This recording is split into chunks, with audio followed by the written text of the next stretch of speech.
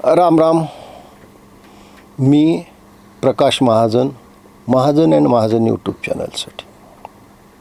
बदलापूर कोकणामधील एक गाव, ऐतिहासिक गाव. या गावाला असं म्हणतात खुद्द छत्रपती शिवाजी महाराजांचा पदस्पर्श झाला.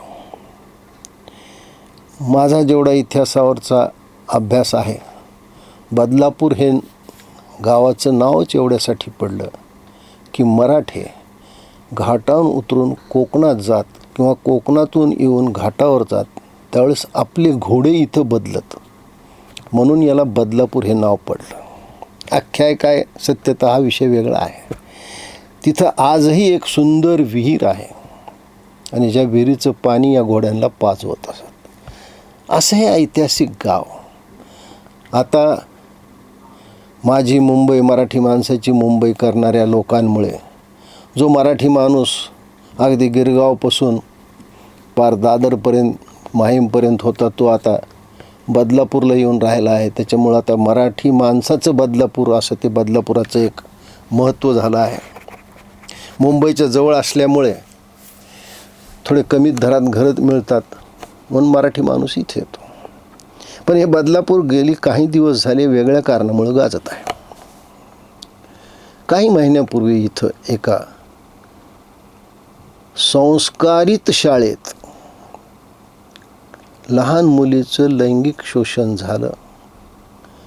लैंगिक शोषण करणारा आरोपी पकडला गेला आणि पुढे तो पळून जाण्याचा प्रयत्न करत होता, म्हणून पोलिसांनी त्याच्यावर गोळ्या झाडल्या आणि त्यात त्याचा मृत्यू झाला, अशी एक बातमी आली.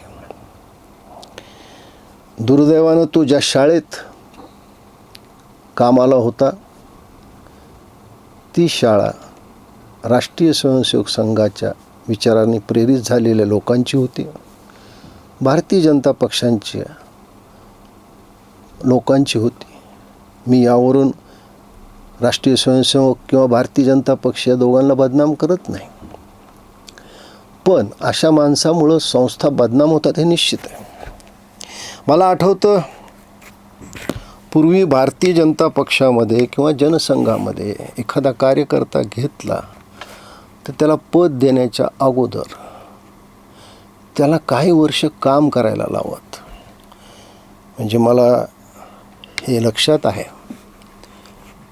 की प्रमोद महाजनला ज्यावेळेस राष्ट्रीय सरचिटणीस केलं त्यावेळेस राजमाता विजयाराजे शिंदे ह्या वसंतराव भागवतला म्हणाल्या होत्या की आपण थोडी म्हणजे काय जल्दबाजी करते हैं की काय, म्हणजे आपण थोडं लवकर निर्णय घेतला का काय. म्हणजे त्यांच्या म्हणण्याचा अर्थ असा होता की अजून प्रमोद महाजनला संघाच्या, भारतीय जनसंघाच्या मुशीत तयार व्हायला पाहिजे. याचा अर्थ त्यांचा प्रमोद महाजनवर राग होता असा नाही, तर कार्यकर्ता तयार झाला पाहिजे. पण आता काय झालं माहिती का, भाजपला सत्तेची लागली चटक आणि सत्ता मिळवण्याची झाली घाई, आणि सत्ता तिकडं त्या बाजूला झुकणारे काही लोक.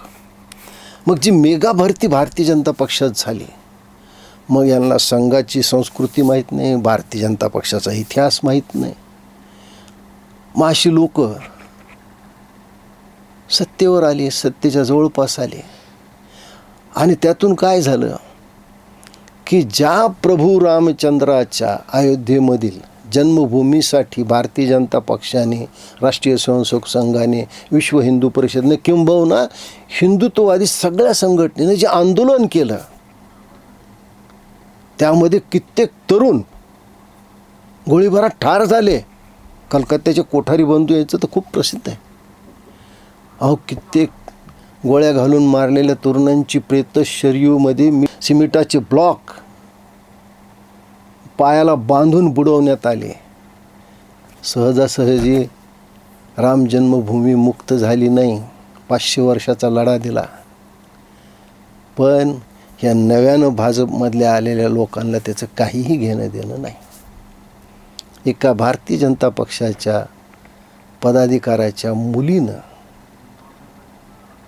आपल्या मित्रासोबत स्वतःच्या वाहनातून जात असताना जे प्रभू रामचंद्राविषयी उद्गार काढले ते ऐकल्यावर तळपायाची आग मस्तकाला गेली. ये सब किसने दिया है भैयो? बाबासाहेबांनी दिलंय. राम कोण आहे? कोण आहे राम? टाका त्या रामाला. हाय तरी का राम? असेल तर सांगा बरं का, आम्ही कुठे माहिती. अरे सत्तेसाठी तुम्ही कुणाला पक्षात घेतायत? हे पक्ष वाढवणं नाही आहे. हे अशा पद्धतीनं तुम्ही लोक जर पक्षात घेतलेत तर त्याचे काय परिणाम होतात? आम्हाला भारतरत्न डॉक्टर बाबासाहेब आंबेडकरांविषयी पूर्ण आदर आहे. घटना तयार करण्यामध्ये ज्यांचा सिंहाचा वाटा होता अशा डॉक्टर बाबासाहेब आंबेडकरांशी ते संबंध जोडले तुम्ही.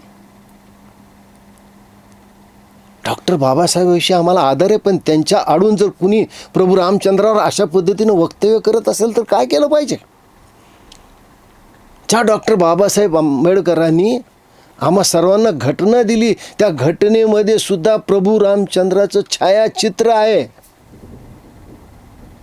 आणि थातूरमातूर कारवाई करून भारतीय जनता पक्षाने त्या ज्या कोणी पदाधिकारी आहेत, त्या शहराच्या महिला आघाडीच्या प्रमुख आहेत असं वाचण्यात आलं, त्यांना त्यांच्या पदावरून काढलं. आणि भारतीय जनता पक्षाची ही जबाबदारी आहे की अशा कार्यकर्त्यांना वेळीच चाप लावा. सत्ता मिळवण्यासाठी आणि पक्ष वाढवण्यासाठी असे साप घरात घेऊ नका, नाही तर लोकांचा तुमच्यावरही विश्वास उडून जाईल. राम को गाली और बलात्कारियों को टाली हे धोरण बदला, नसता हाच प्रभू रामचंद्र तुम्हाला तुमची जागा दाखवल्याशिवाय राहणार नाही. धन्यवाद.